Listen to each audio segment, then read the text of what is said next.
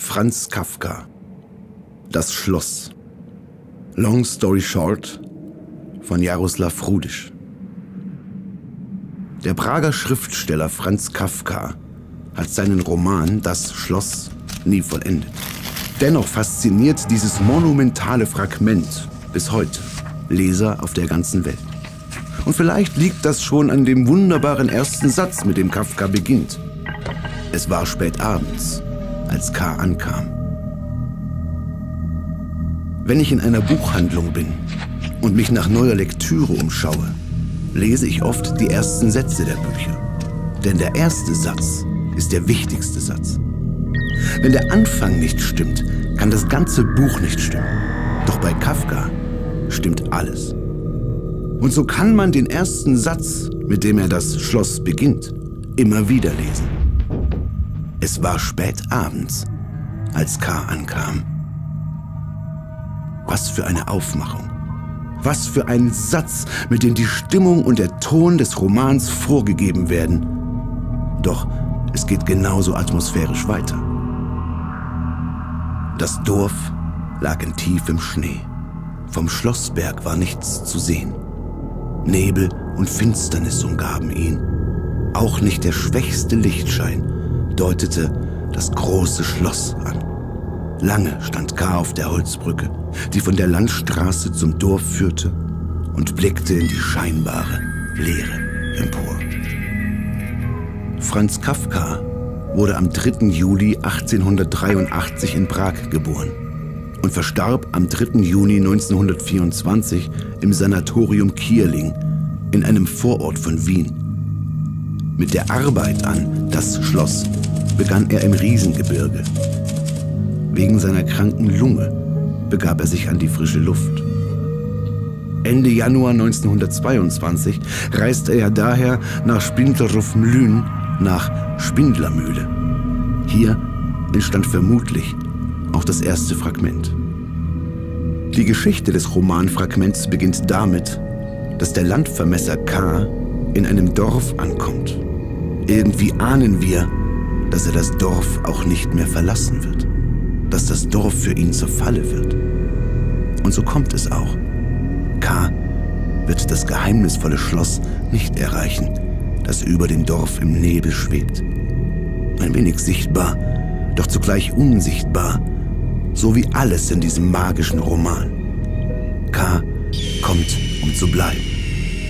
Doch alles und alle scheinen hier gegen ihn zu sein. Er möchte Gerechtigkeit, ähnlich wie Josef K. in Der Prozess, in dem wohl berühmtesten Romanfragment Kafkas. Den beiden Helden, dem Bankbeamten Josef K. und dem Landvermesser K., steht ein undurchsichtiger und undurchdringlicher Machtapparat entgegen. Je mehr K. in das Leben des Dorfes eindringt, desto einsamer wird er. Je mehr er die komplizierten Beziehungen zwischen den Dorfbewohnern und den Schlossherren zu durchschauen versucht, desto mehr verliert er sich. Und auch Frieda aus dem Wirtshaus hilft ihm nicht weiter. Im dramatischsten und auch kürzesten Kapitel verliebt sich K. in sie und Frieda in ihn. Eine der wildesten, erotischen Szenen der Weltliteratur spielt sich hinter der Theke des Wirtshauses ab. In den kleinen Pfützen Biers und dem sonstigen Unrat, von dem der Boden bedeckt war. Dort vergingen Stunden. Stunden gemeinsamen Atems, gemeinsamen Herzschlags. Stunden, in denen K. immerfort das Gefühl hatte, er verirre sich oder er sei so weit in der Fremde, wie vor ihm noch kein Mensch. Einer Fremde, in der selbst die Luft keinen Bestandteil der Heimatluft habe, in der man vor Fremdheit ersticken müsse. Wahrscheinlich habe ich mit keinem anderen Buch so viel Zeit verbracht wie mit Das Schloss. Das hängt auch mit der Kafka-Band zusammen, einem Bandprojekt, mit dem ich mit Musikern aus Prag unterwegs bin. Gemeinsam interpretieren wir Texte Kafkas. Zuletzt haben wir Der Prozess musikalisch umgesetzt und davor Amerika.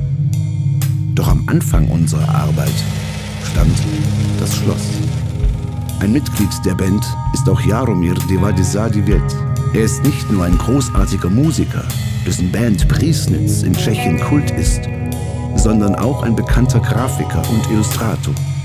Jaromir hat mit dem Autor David Zaimyrovitz das Schloss als schwarz-weiße, düstere und sehr atmosphärische Graphic Novel adaptiert, die zuerst auf Englisch und später auch auf Tschechisch und Deutsch erschienen ist.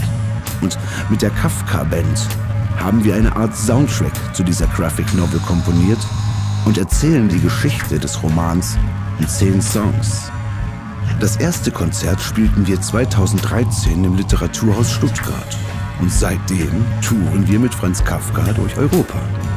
Wir singen über Karl und Frieda, über die unerfüllte Liebe, über die Einsamkeit, über die Täuschung, über das Schloss in der Dämmerung.